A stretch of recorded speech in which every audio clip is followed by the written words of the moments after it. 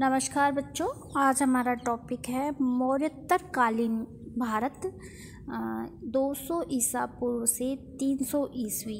इस काल में जो शासन काल आएगा जिनका वो है शुंग वंश, सातवाहन वंश और शक। सबसे पहले हम लेते हैं कि मौर्य काल के बाद किन राजवंशों ने शासन किया। तो सबसे पहला आता है शुंग राजवंश। मैं आपको इसका परिचय पहले ही दे दूं कि आपने पढ़ा कि मौर्य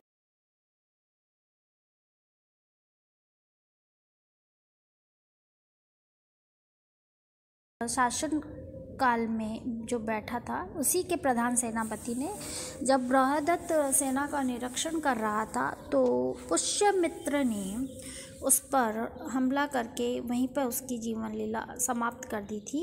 और पुष्यमित्र शुंग ने ईसा पूर्व 184 में एक नवीन राजवंश की स्थापना की। वह शुंग वंश के नाम से जाना जाता है।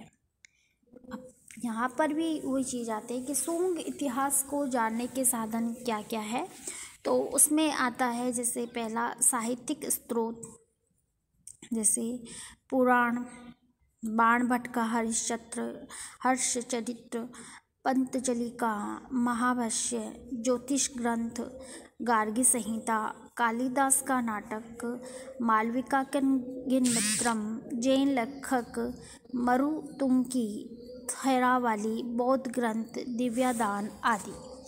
ये तो वे साहित्यिक क्षेत्र यानी उस काल में जो साहित्य की जो रचना हुई उस काल में वो क्या क्या था। उसके बाद का जो है वो उसी में आता है कि पुरातात्विक स्रोत में अयोध्या का लेख, जिसे पुष्यमित्र के अयोध्या के राज्यपाल धनदेव ने लिखवाया। इससे पता चलता है कि पुष्यमित्र ने 2 अश्वमेध यज्ञ किए थे। इसको आप नोट करेंगे कि पुष्यमित्र के अयोध्या के जो राज्यपाल था धनदेव ने लिखाया था अयोध्या का लेख। और उसमें हमें ये जानकारी मिलती है कि पुष्यमित्र ने 2 अश्वमेध यज्ञ किए थे। पहला बेशनगर का लेख ये यवन राजदूत हेलियोडोरस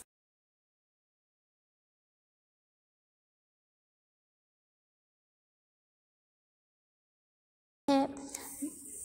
भरूच का लेख ये भरूच स्तूप की एक वर्णिनी पर उत्कीर्ण है। इससे पता चलता है कि ये स्तूप शुंगकालीन है। शुंगकालीन काल की कुछ मुद्राएं कौशाम्बी, अयोध्या, अहिच्छत्र तथा मथुरा से प्राप्त होती है।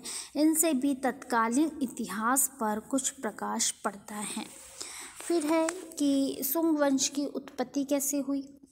तो शुंग कौन थे, कहाँ से आए, ये इस बारे में इतिहासकार एक मत नहीं है। शुंगों की उत्पत्ति के संबंध में विभिन्न मत प्रतिपादित किए गए जो निम्नलिखित है। जैसे कि कोई कहता है कि शुंग ईरानी थे।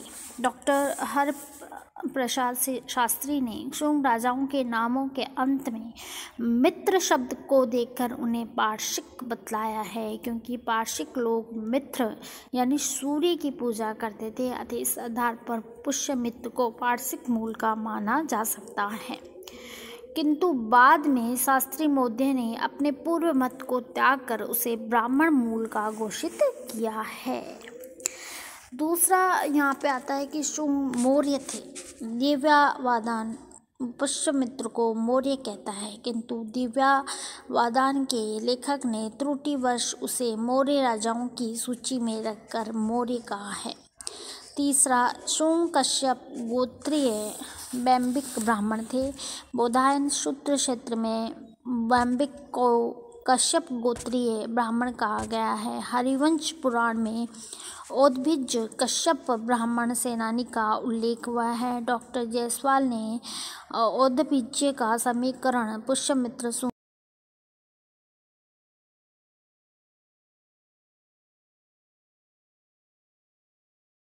कि शुंग ईरानी थे, दूसरा कि शुंग मौर्य थे, और तीसरा ये कहा गया कि शुंग कश्यप ब्राह्मण थे। फिर आता है कि शुंग भारद्वाज गोत्रीय ब्राह्मण थे। पुराणों तथा हर्षचरित से पुष्यमित्र शुंग से प्रतीत होते हैं। पाणिनि ने भारद्वाज गोत्रीय ब्राह्मण से शुंगों का संबंध जोड़ा है। इतिहास में बहुत से ब्राह्मण सेनापतियों का उल्लेख मिलता है।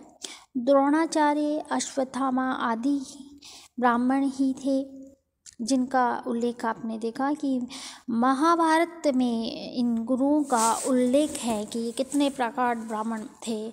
और सिकंदर की वापसी यात्रा में उसे सिंध के सशस्त्र ब्राह्मणों से संघर्ष करने पड़ा। अशोक द्वारा यज्ञों पर रोक लगा दिए जाने पर ब्राह्मणों ने पौरोहित्य कर्म त्याग कर सैनिक वृत्ति को अपना लिया। उनका शस्त्र ग्रहण करना प्राचीन परंपरा के अनुकूल था। वर्ण धर्म के प्रबल पोषक मनु के अनुसार धर्म पर संकट आने पर ब्राह्मण भी शस्त्र धारण कर सकता है। मैंने आपको पिछले व्याख्यान में बताया कि वर्ण व्यवस्था में ये था कि भाई जिस कुल में वो पैदा हुआ है उसी के अनुसार वो क्रम करेगा, लेकिन यहाँ पर ये था कि जब अशोक ने ब्राह्मणों को पौरोहित्य कर्म यानी त्याग कर सैनिक वृत्ति, मतलब उन्होंने कहा कि भाई ब्राह्मण का जो कार्य है उस यज्ञ करना है, हवन करना है, लेकिन अशोक ने इस पर रोक लगा दी। उसका एक था कि भाई धार्मिक नैतिक आचरण का पालन करो, कर्म करो अच्छे, इसकी कोई आवश्यकता नहीं है। तब क्या किया कि अपनी जीवन रक्षक के लिए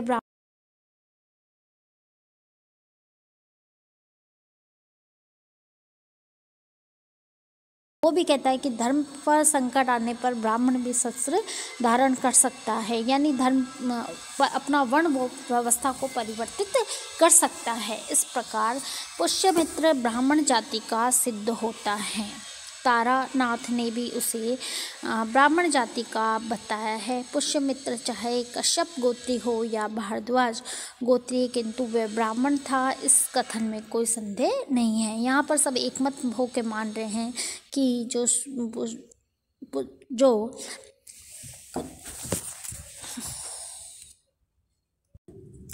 शुंग वंशकालीन जितने भी राजा थे या शुंग वंश का जो संस्थापक थे वो ब्राह्मण थे। अब है कि पुष्यमित्र शुंग जिसने शुंग वंश की स्थापना की, उसका जीवन परिचय क्या है, वो कहाँ था, कहाँ से आए, या उनका क्या उन्होंने इतिहास में कार्य किया।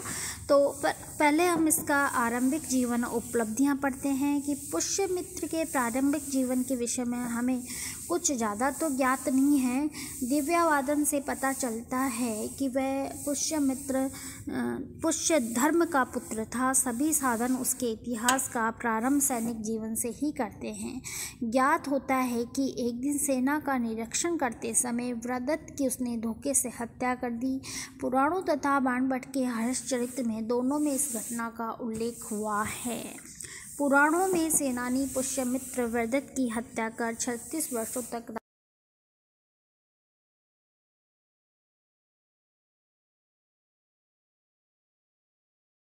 पुष्यमित्र ने सेना दिखाने के बहाने अपने प्रजा दुर्बल बुद्धिहीन स्वामी वृद्धत की हत्या कर दी। पुराण, हर्षचरित्र तथा मालविकाग्निमित्रम सभी में पुष्यमित्र के लिए सेनानी अर्थात सेनापति की उपाधि का प्रयोग मिलता है, जबकि उसके पुत्र अग्निमित्र को राजा बताया गया है। निष्कर्षतः पुष्यमित्र शुंग मौर्य सम्राट वृद्धत का सेनापति था और राजा होने के बाद भी उसने सेनापति की उपाधि का परित्याग नहीं किया, इसलिए पुराणों में सेनापति के विरुद्ध के रूप में मिलता है। पुष्यमित्रसु सेनानी समुदित वृद्धतम करादित वैराजय सिद्धवश त समाप्न। पुष्यमित्र का जो कार्यकाल है 184 ईसा पूर्व से 148 ईसा पूर्व तक माना जाता है, क्योंकि अंतिम मौर्य शासक का वध करके 184 ईसा पूर्व में शासक बना तथा पुराणों के अनुसार उसने 36 वर्ष तक शासन किया। यहाँ पर एक बात ये उठती है कि उसने जब अंतिम मौर्य सम्राट को मार दिया, उसकी हत्या कर दी, तब भी उसने राजा की उपाधि धारण नहीं की और सेनापति की उपाधि का उसने परित्याग नहीं। इससे यहाँ थोड़ा सा कन्फ्यूज़न है कि वो क्या पूर्ण रूप से ब्राह्मण था या कोई वो शूद्र था, यहाँ पर थोड़ा सा कन्फ्यूज़न है। आगे हम इसी क्रम में चलते हैं कि उसने अपने काल में साम्राज्य को संगठित किया और पुष्यमित्र शुंग ने रक्त से ही अपना राज्य आरंभ किया और रक्त से ही कायम रखा। जब उसने वृद्धत की हत्या की तब मगध साम्राज्य की स्थिति अत्यंत शोचनीय थी। मगध को आंतरिक और बाहरी संकटों का खतरा था। कलिंग, महाराष्ट्र, आंध्र आदि